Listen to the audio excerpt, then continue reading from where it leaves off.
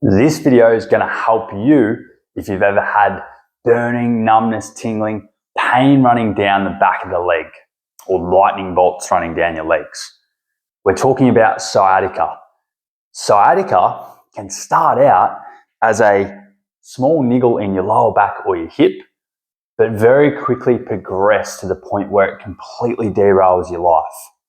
That pain can spread down all the way to the base of the foot.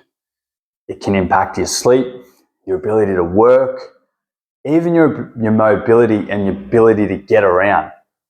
I've seen it to the point where people rely on a crutch or a walking aid just to get around every day.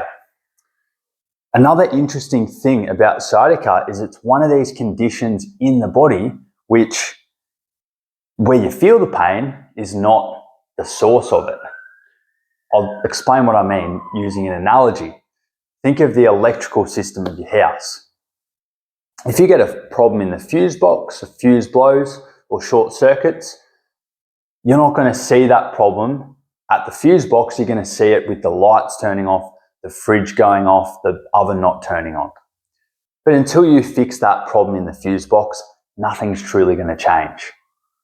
So let's talk about your body's own electrical system, your nerve system. Up here, we've got the brain. Now, I'm a chiropractor, not Picasso.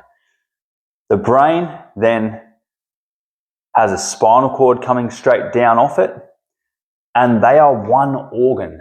The brain and the spinal cord are so tightly connected that the actual electrical messages travel quicker than any rocket can. Okay, lightning speed. And so your brain and spinal cord are what make up your nerve system. Coming off the spinal cord are the branching nerves. Okay? And right down here is the sciatic nerve, which is the longest and thickest nerve in the body.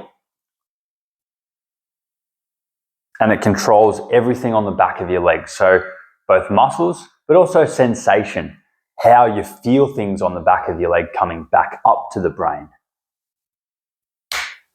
Now, everyone would agree that this area of the spine is quite important. For starters, it's the center of gravity, but it's also important for some other reasons. See, at the end of each nerve, there are different organs in our body. We've got our lungs, liver, our heart, okay, pancreas, reproductive system, all that. Now, this area of the spine here, it's called the lumbosacral plexus, and there's a lot of nerve fibers and nerve information in there, controlling every organ below your belly button. So bowel, bladder, prostate, reproductive system, your core muscles, and your legs.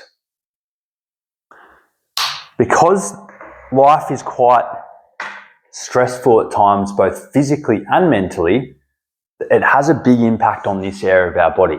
So think about all the sitting we do, driving, getting in and out of cars, sleeping positions, lifting, sports injuries, car crashes.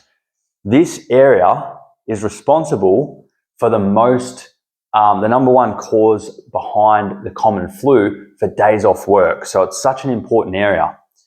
Now, because of all those stressful things on our spine, it can cause a process of events to happen.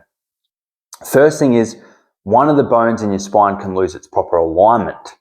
And when it loses its proper alignment, first thing it does, it closes down the space for the nerve, but you also lose your proper motion. And with time of losing proper motion, the body then starts to have tears in the disc, bone spurs develop, rough spots on the bone that further crush that nerve. So, with that nerve being impacted, it'll slow down the way the messages come from your brain down that spinal cord to the legs and the different organs.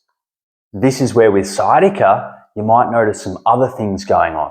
Maybe you're feeling sluggish, off balance, but also noticing your digestion's off, your bladder's not quite working as it should, okay? So, what do we do about it?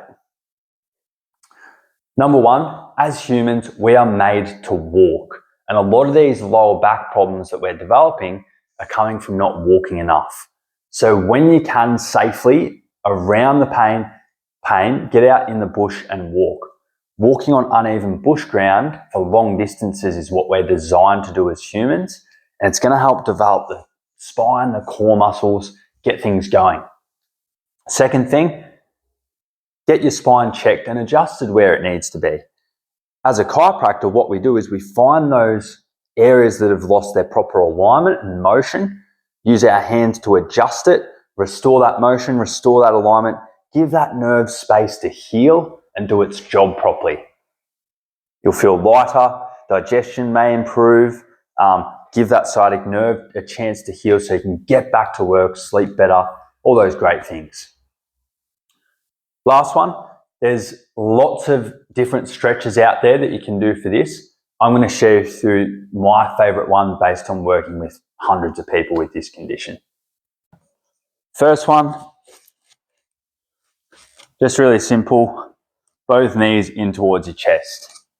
Okay, level 2, you're going to hold all of these for 20 seconds, both legs. Level 2, pulling one leg towards your opposite armpit.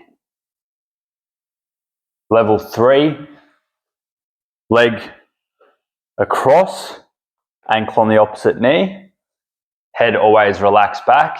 Going to reach your hands through, pull that leg to your chest. In this case, I'm stretching my right hip.